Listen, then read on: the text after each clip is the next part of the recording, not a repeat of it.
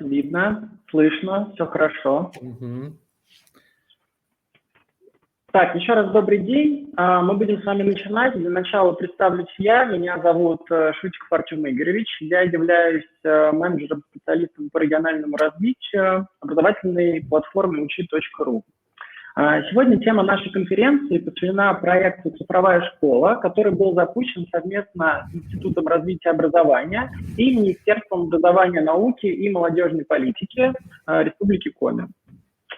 В плане нашей конференции это, собственно, поделиться обратной связью по организации уроков, узнать, что получилось, что нет, также разобрать вопросы, если они вдруг возникали у преподавателей при организации уроков. Сориентирую вас сразу, по времени мероприятия займет примерно 1,5 часа. Также у каждого преподавателя будет возможность получить сертификаты в личном кабинете. О том, как их получить, я расскажу уже непосредственно в конце данной конференции. Ну а сейчас хотел бы предоставить слово Вячеславу Алексеевичу Лешок, заведующему Центром информационных технологий Института развития образования Республики Коми. Вячеслав Алексеевич, вам слово. Спасибо, Артем. Уважаемые коллеги, я рад приветствовать участников онлайн-конференции «Цифровая школа учи.ру. Инновационный метод и обмен опытом». Хочу сказать, что в продолжении того, что сказал Артем, соответственно, мы совместно с образовательной платформой учи.ру проводим данную конференцию, и все участники, которые зашли через видеозал сайта КРИРО, тоже получат сертификат об участии в этой конференции. Сертификат можно будет получить в личном кабинете на сайте КРИРО. То есть вы заходите в личный кабинет, и там слева будет менюшечка «Сертификат». В нем хранятся все сертификаты тех мероприятий, которые как раз попадают под категорию, что это какой-то методический семинар или методическое мероприятие, а не какое-то организационное. Ну, напомню, что проект с образовательной платформой учи.ру у нас уже длится второй год, будем говорить так. В 2019-2020 году он начинался и сейчас продолжается. И вот здесь небольшая информация о проекте. Значит, в прошлом учебном году у нас участвовало 53 школы в проекте, в настоящее время 47. Количество учителей в проекте немножко увеличилось. Я думаю, количество учителей будет увеличиваться, и они увеличиваются даже учителя, не участвующие в проекте.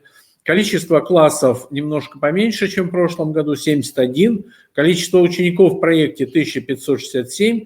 И количество проведенных уроков 457 в этом году. Это по состоянию на январь 2021 года. Я думаю, к концу учебного года эта цифра увеличится.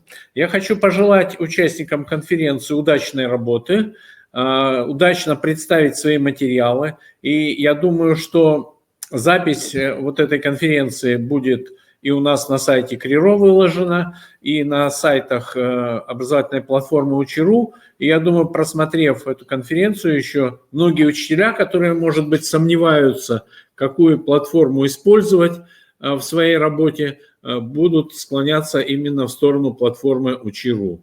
Удачи всем, и я возвращаю слово Артему. Артем?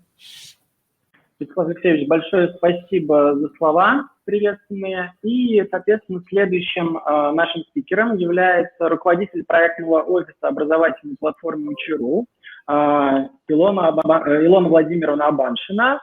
Она курирует проект «Цифровая школа» во всех регионах страны. Илона, тебе слово.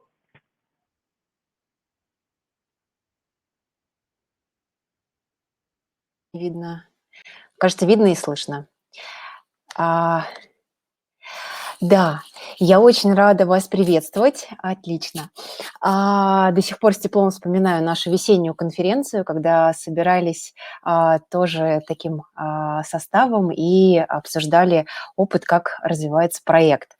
Сегодня я хотела бы поделиться с вами новостями что происходит на территории России и как проект меняется. Тем более, что вы оказали очень серьезное влияние на этот процесс. И сначала посмотрим по цифрам. В 2018-2019 году проект был достаточно маленький, работал точечно лишь в 3 регионах. Ну, та информация, которую мы можем публично озвучивать и освещать. Соответственно, участвовали только ученики 9 классов или начальной школы. И суммарно это было чуть больше 6 тысяч учеников. Прошлый учебный год мы уже достаточно сильно подросли и охватили 16 субъектов Российской Федерации, и, как вы видите, число учеников уже близится к 36 тысячам. В этом учебном году рост не прекращается, и на данный момент проект реализуется в 28 субъектах РФ. При этом несколько регионов еще размышляют, стоит ли проводить пилотные проекты в этом году, поэтому, возможно, эта цифра вырастет еще немножко. Число учеников практически 90 тысяч, я думаю, что мы скоро дорастем до этой цифры, и 3800 классов. Это такая информация скорее сухая, да, про то, как там в численности развивается проект, но есть также новости содержательные. В этом учебном году, как все вы знаете, мы сделали много автоматизации и таких шагов в сторону официальности. Теперь, чтобы зарегистрироваться в проекте, нужно сделать в личном кабинете, пройти эту регистрацию, да, и, соответственно, вы уже видите, какой из классов участвует. Собственно, в чем ваша роль? Да, летом мы собирали обратную связь с вас и с других педагогов, с других регионов, и получили очень много конструктивных комментариев, которые приняли в работу. Собственно, на базе них мы создали методические рекомендации для учителей, чтобы у новых участников появился такой подробные рекомендации, прям пошаговые действия, как организовать цифровой урок. Мы собрали команду методистов из нашей команды обучения и из тех, кто создает непосредственно карточки, подготовили 10 базовых сценариев, которыми, ну, как мы ожидаем, любой из вас может пользоваться в течение всего учебного года для решения актуальных педагогических задач. В том числе включили рекомендации по конкретным темам, например, для объяснения, да, новой темы, если вы хотите провести цифровой урок в таком формате. Также некоторые регионы или отдельные муниципалитеты, некоторые школы переходили на кабинетную систему или дистант. Для них мы также предлагали альтернативные варианты участия в проекте с тем, чтобы продолжать быть гибкими и ориентированными на вас. Вот второй блок как раз хотелось бы отметить еще больше ваш вклад. В прошлом году тестирование мы проводили только в вашем регионе. Если помните, это было в январе 2020 года, входное тестирование, выходное в мае, и мы увидели большой интерес и отклик от педагогов к этому функционалу, поэтому в этом году тестирование проходят уже все регионы, и удалось расширить немножечко линейку, то есть в прошлом году это были только 7 и 8 классы, сейчас тестирование есть для 2-9. Также добавили автоматическую рассылку результатов для педагогов, чтобы вам было удобнее работать с результатами и дать обратную связь ученикам, либо какие-то темы скорректировать. И третий блок, он третий не по важности, потому что это действительно наша миссия формирования, поддержка, развитие сообщества вашего экспертного, тех самых учителей, которые готовы использовать цифровые технологии и не просто там, один раз, да, но на регулярной основе и показывать тем самым пример для других. Мы специально в этом году выделили отдельную линию поддержки для всех участников. И я думаю, многие из вас уже общались с моей коллегой Алиной Пинчук, которая вам помогает по вопросам, если они возникают. И Если вдруг вы не знали, что у нас такая линия поддержки есть, то, пожалуйста, записывайте. Мы всегда с радостью стараемся ответить на все ваши вопросы. Второй элемент – это такие конференции с выступлением педагогов, когда мы просим вас отрефлексировать свой опыт, поделиться им с другими. Мы увидели также очень большой отклик, интерес, поэтому в этом году делаем таких мероприятий гораздо больше. И третий пункт – это такая, скажем так, затравка на будущее, уже достаточно близкая.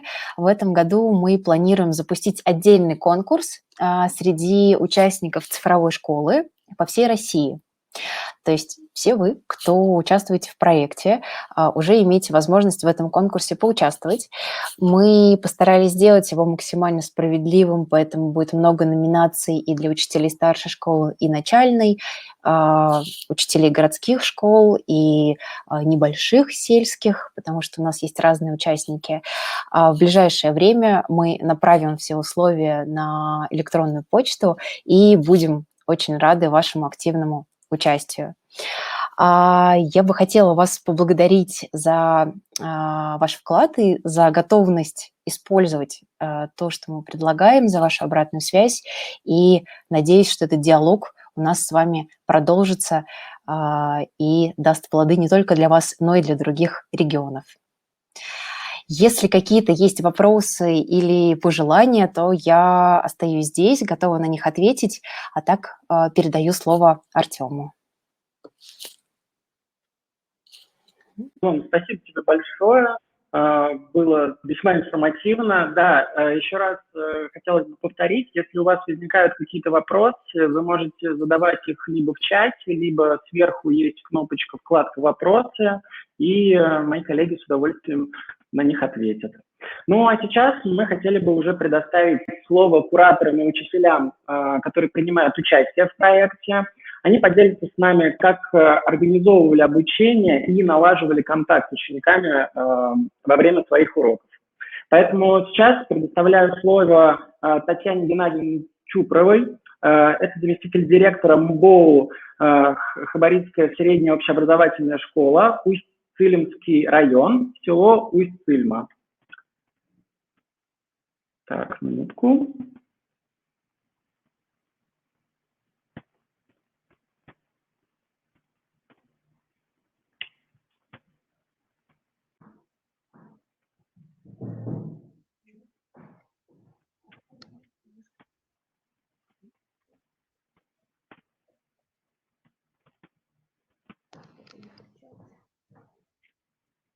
Татьяна Геннадьевна, мы вас видим.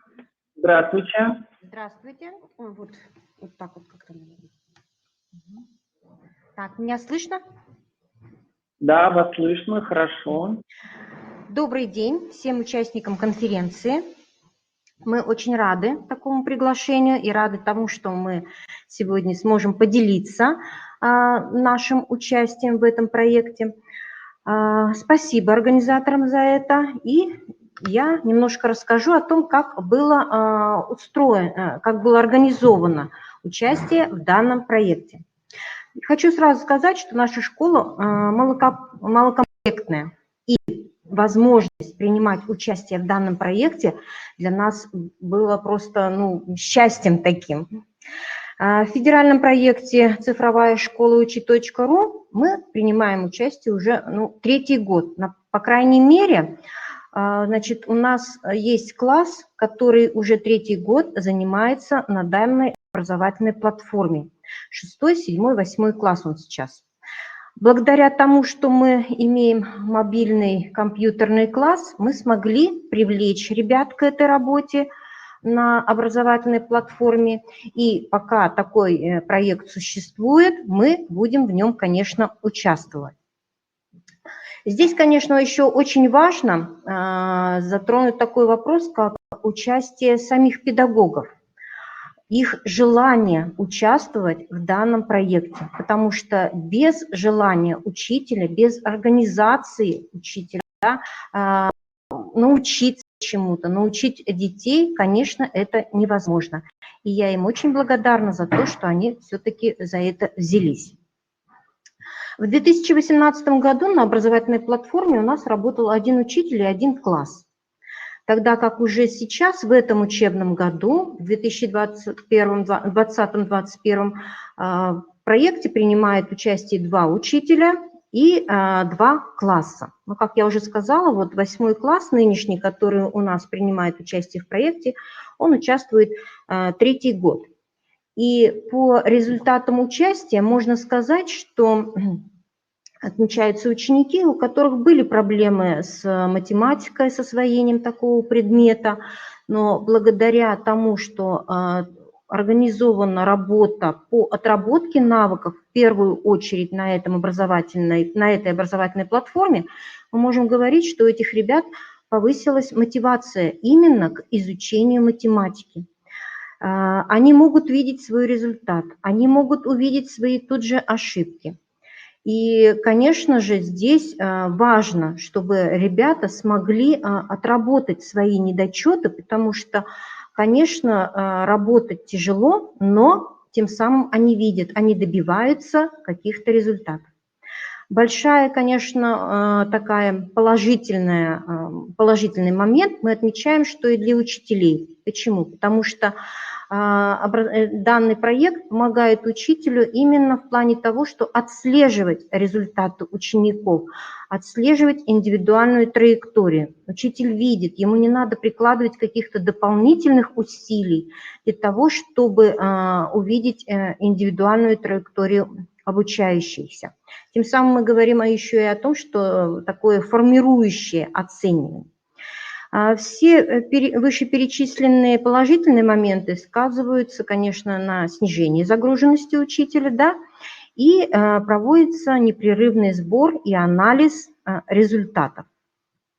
Таким образом, вот цели и задачи, поставленные перед проектом и в первую очередь перед администрацией, они достигаются и выполняются.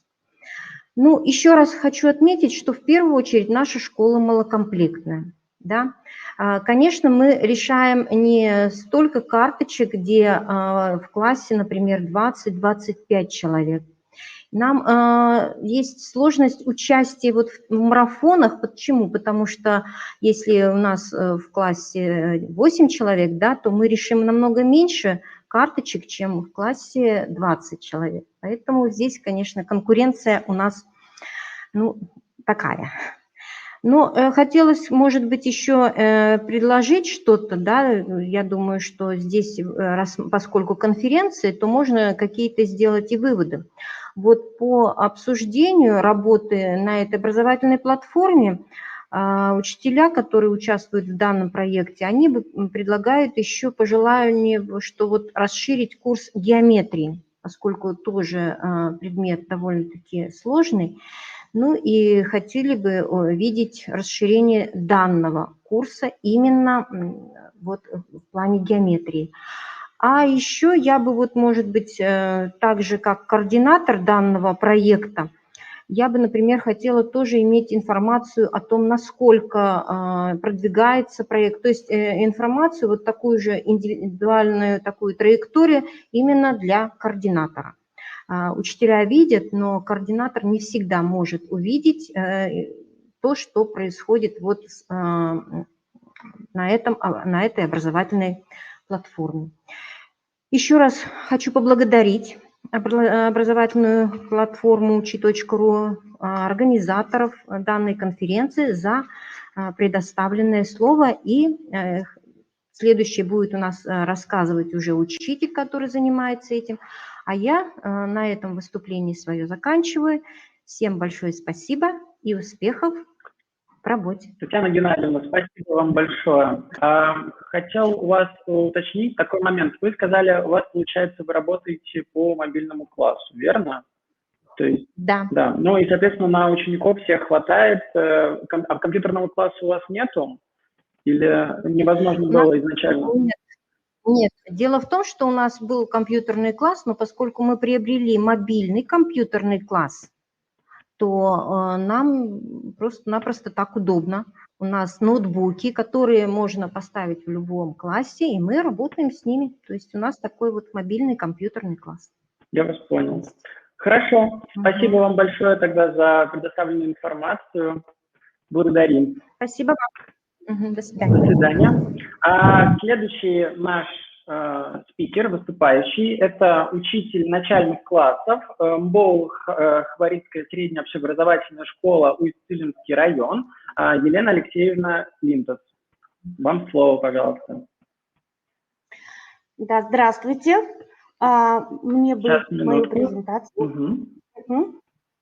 Но я хочу сказать, конечно, что я не учитель начальных классов, я учитель математики. А так как у нас школа малокомплектная, то мы, бывает, и там ведем.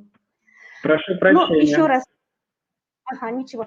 Добрый день всем. Как Татьяна Геннадьевна отметила, мы участвуем 3-й год, хотя сегодня мы услышали информацию о том, что проект 2-летний, но тем не менее у нас есть результаты по 3-летней давности, поэтому мы еще такой отчет для себя ведем.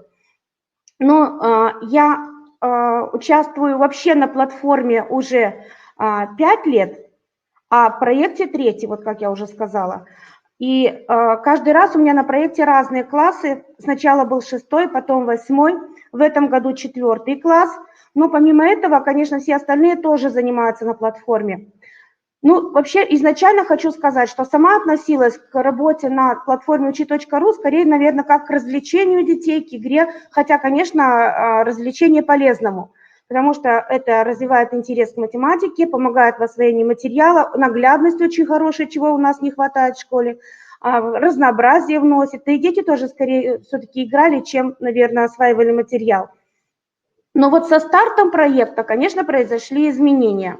Это еженедельные уроки, это домашние задания на платформе, это самостоятельная работа. Детям очень нравится работать на учи.ру. И здесь хочу отметить, что материал подобран очень хорошо, и я вижу развитие вот этого материала, да, набор заданий, который каждым годом становится все лучше и лучше.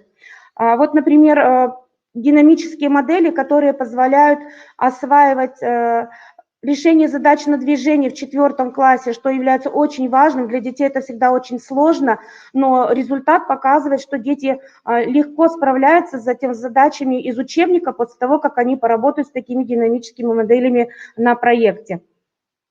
Осенью мы прошли, конечно, входное тестирование точно так же, да, как все остальные участники проекта, но считаю, что оно было достаточно сложным для детей. Все-таки дети были после дистанционного периода, который сам по себе тоже для них был сложен. Вот. И часть тем, конечно, еще не была изучена. Ну, вот из основных проблем начального периода, хочу сравнить немножко, да, проект в его развитии, было следующее. Темы открывались у нас только последовательно, что вносило определенную сложность, потому что не всегда соответствовало программе, а в некоторых случаях материал вообще находился в другом классе. Были сбои у отдельных учащихся, и здесь, конечно, я хочу отметить работу специалистов. Очень быстро откликались на помощь, помогали с тем, чтобы ликвидировать сбой у ребенка, подключали его, и ребенок в течение урока еще успевал работать вместе с другими учащимися. Я такого, конечно, ни на одной платформе больше не встречала образовательной, а чтобы вот так динамично, быстро и результативно отвечали на запрос о помощи.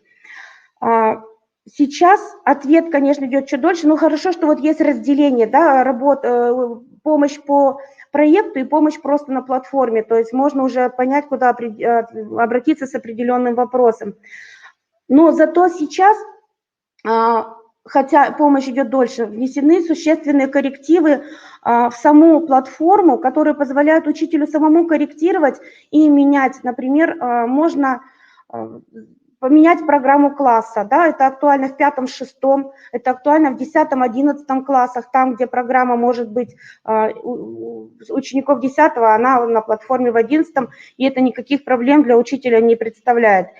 Возможность открывать нужные темы, то есть не все карточки последовательно, тоже для учителя это огромная-огромная помощь. Ну, качественные изменения, вот такие дополнения, они проходят ежегодно. Вот, например, появилась возможность создавать проверочные работы, задавать контрольные, да, это в прошлом году. В этом году отработка тем, по которым сделано достаточно много ошибок. И даже вот в течение, хочу сказать, этой недели у нас уже появились... Так, извините, немножко вернусь назад.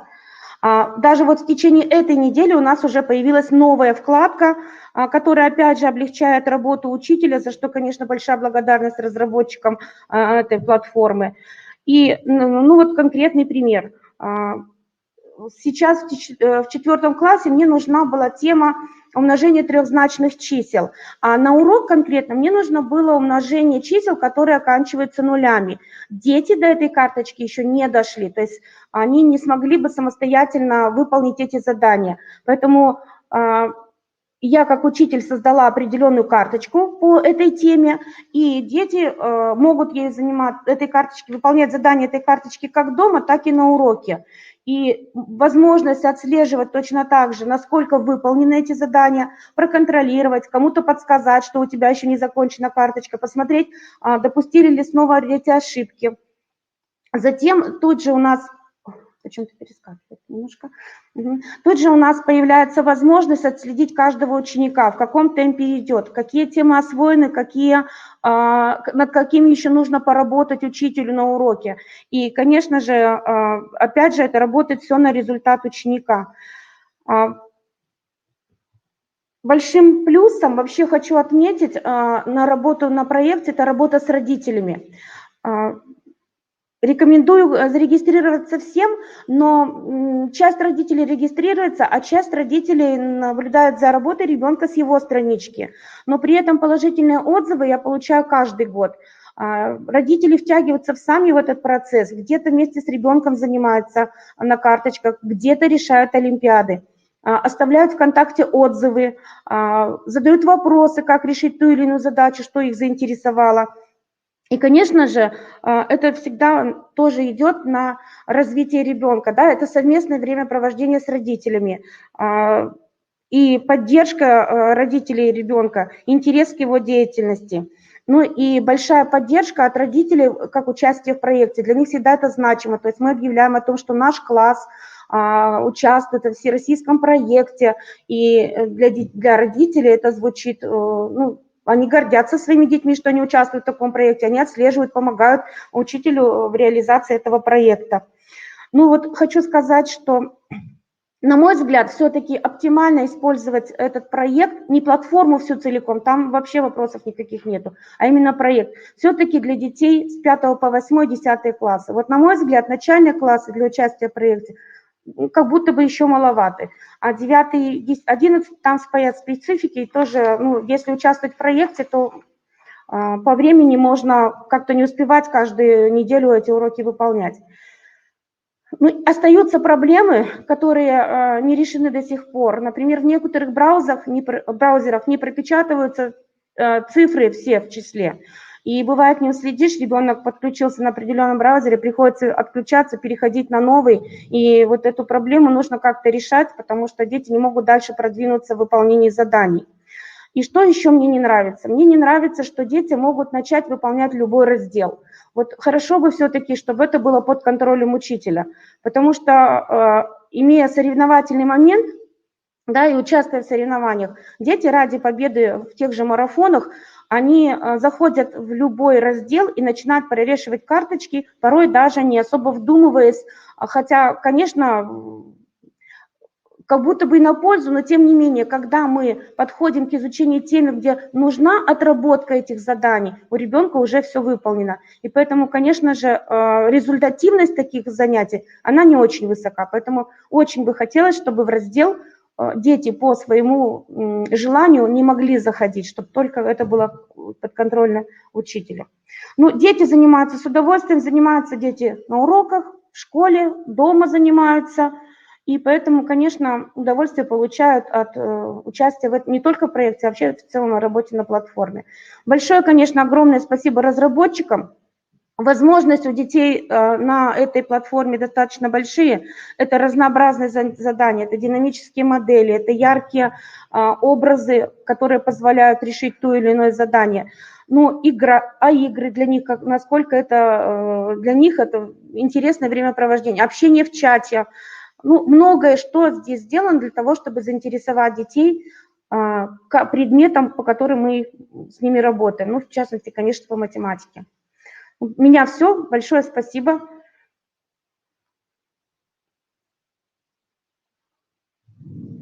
Елена Алексеевна, спасибо вам большое за предоставленную информацию.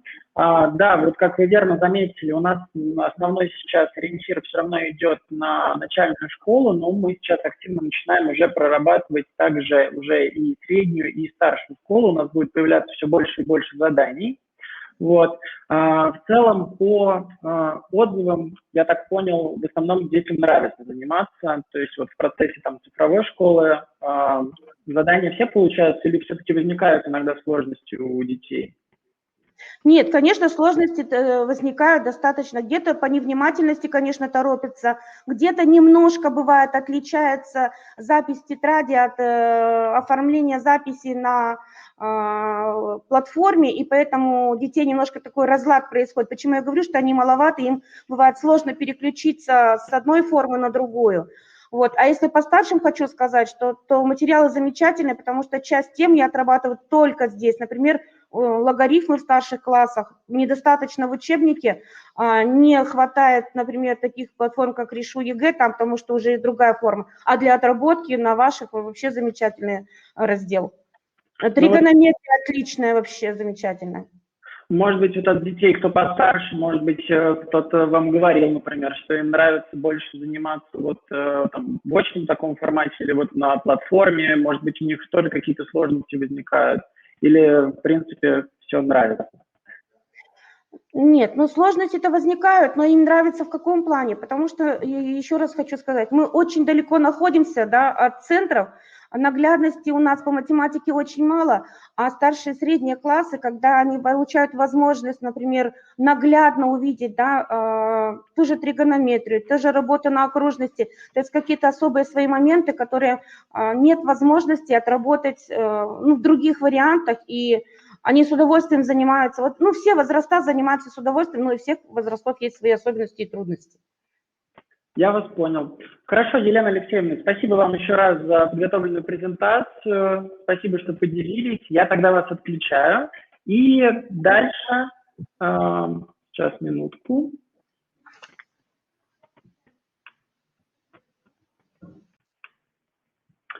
И следующим нашим выступающим будет учитель математики МАУ «Средняя общеобразовательная школа номер 3» с углубленным изучением отдельных предметов, город Усинск, Юлия Анатольевна Бабич. Минутку, сейчас включу.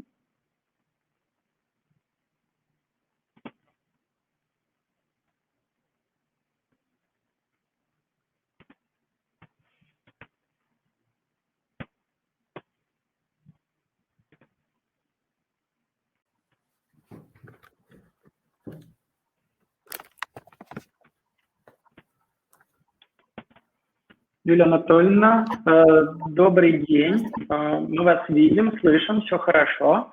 Презентация выведена, поэтому, если готовы, можете тогда начинать. Да. Спасибо.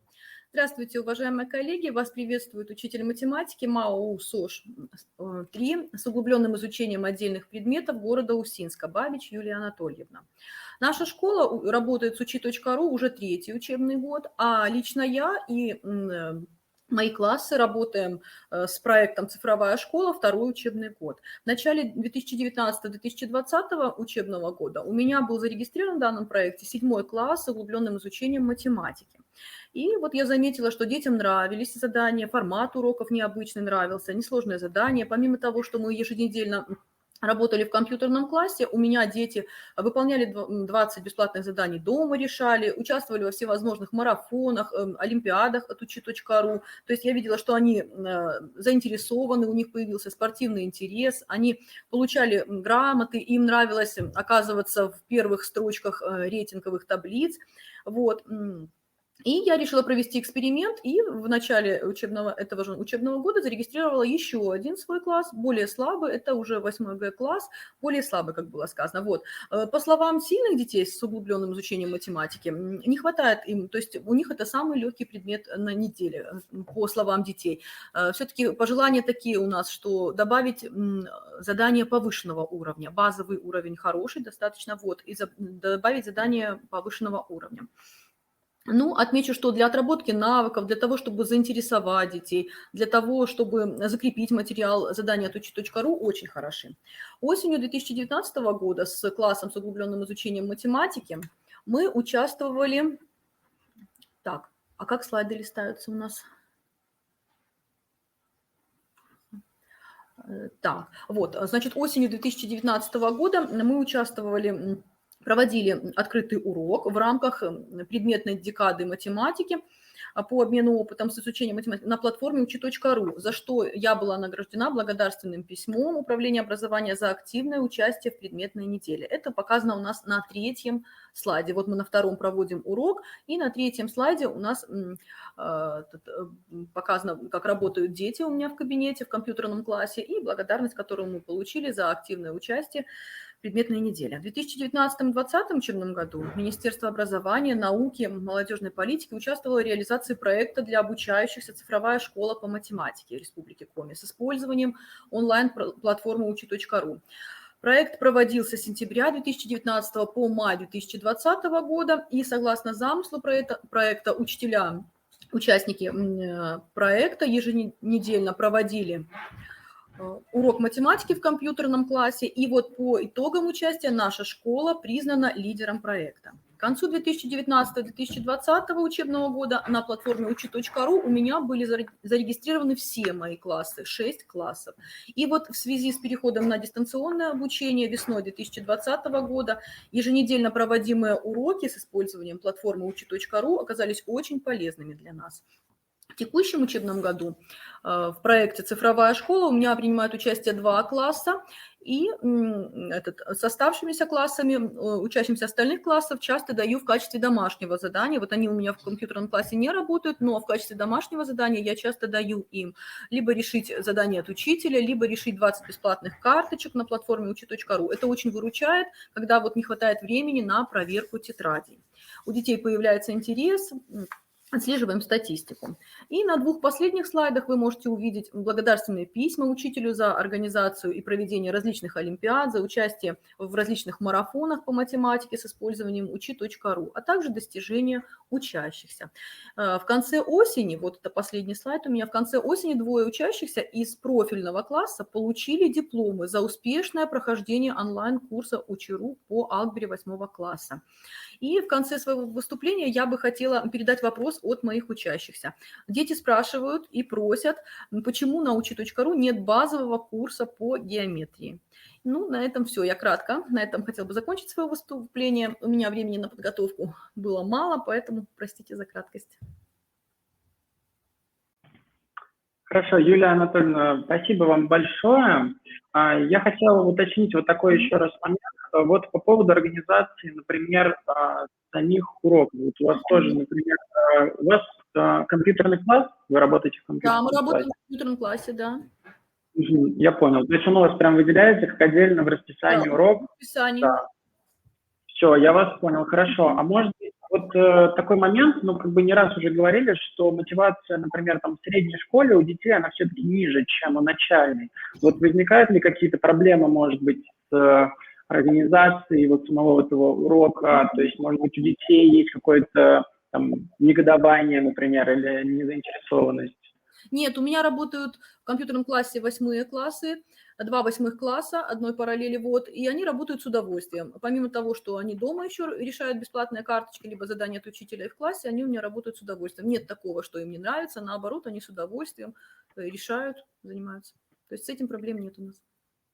Я вас понял, хорошо. По поводу вашего вопроса насчет геометрии, я сейчас вам затрудняюсь ответить, я уточню данный момент. У нас сейчас, да, действительно, больше заданий всех идет именно по алгебре, соответственно, то есть по математике.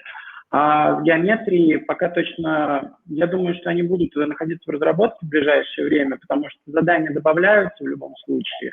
Вот, и я думаю, что в скором времени они также появятся. В любом случае, спасибо вам большое за предоставленную информацию. Было приятно вас слушать. Спасибо. Спасибо.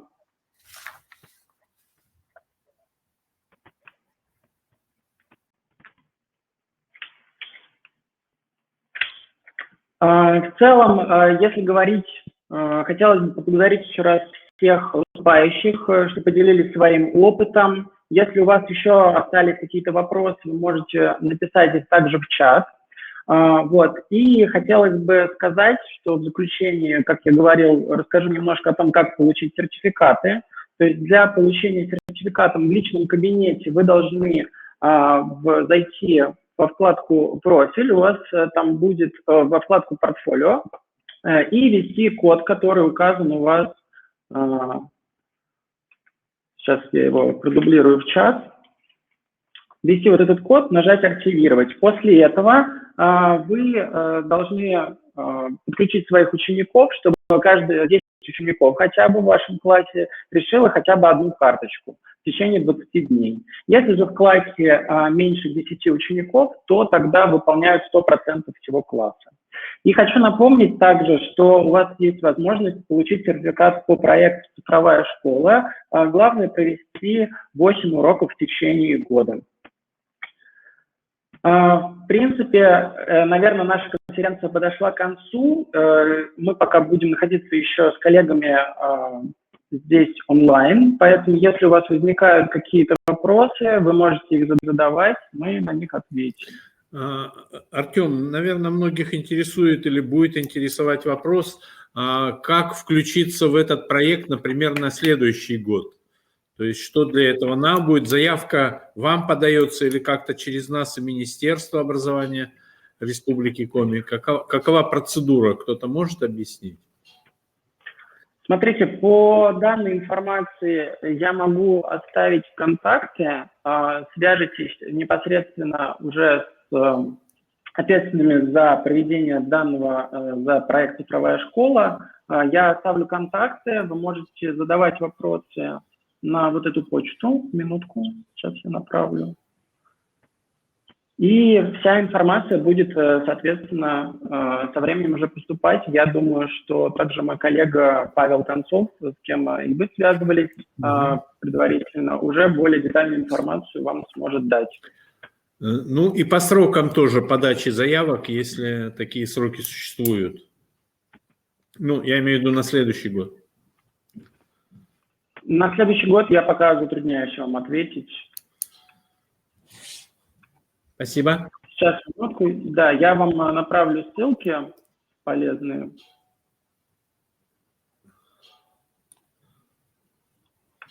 С Любовь Куликовой мы тут переписывались тоже в чате. Значит, и, коллеги, если у кого-то из вас желание сейчас есть уже, ну, включиться в проект, наверное, не получится, но просто попробовать цифровые уроки с полным сопровождением образовательной платформы Учи.ру. То есть, если такие есть желающие, тогда, Артем, тоже на этот адрес, который ты указал, можно будет заявочку отправить? Здесь, да, здесь вот это, здесь адрес, это если возникают вопросы, любые, да, соответственно, сюда можете направить и заявку. Уважаемые коллеги, те, кто у нас присутствует и не участвует в проекте, то есть у вас возможность в проект включиться уже нет, потому что такой возможности нет, потому что по условиям проекта надо провести определенное количество уроков, 1 урок в неделю в частности. Поэтому, но получить сопровождение, участвовать как бы в проекте без там получения сертификата, вот я написал в чате, что организаторы платформы Учи.ру вам помогут в этом деле. Поэтому, если есть желающие, заявочку вот на указанный выше адрес можно отправить о вашем желании участвовать. Ну, а на следующий год, наверное, у нас информация будет немножко попозже, и мы ее доведем до всех преподавателей, учителей Республики Коми. Коллеги, спасибо всем выступавшим. Спасибо то, что вы как бы не оставляете наших детей без внимания. На самом деле Усть-Цилимский район – это один из отдаленных районов Республики Коми, поэтому отрадно, во-первых, что у них достаточно вот неплохой интернет, и мы их услышали. И приятно, что и дети, сельские дети наши тоже имеют доступ, то, как раз о чем говорил наш президент Российской Федерации, то, что образование должно быть доступно из любой точки, в любом месте и в любое время, 24 часа в сутки. Поэтому как бы это неплохо, я думаю. Мы к этому и стремимся, собственно, да. чтобы было доступно. Да. Спасибо вам, Артем, спасибо Павлу Владимировичу за вашу заботу о Республике Коми, о том, что сопровождаете нас и помогаете учителям. Будем стараться и дальше сотрудничать, помогать. В любом случае, спасибо и вам, что выступали сегодня, присутствовали, за ваши слова. Поэтому, да, если остаются еще какие-то вопросы, можете писать в чат, в течение 10 минут мы еще будем присутствовать здесь, камеры пока отключаем. Так, в целом, всем большое спасибо за участие, спасибо всем, кто пришел. Всем хорошего вечера. До свидания. Будьте здоровы.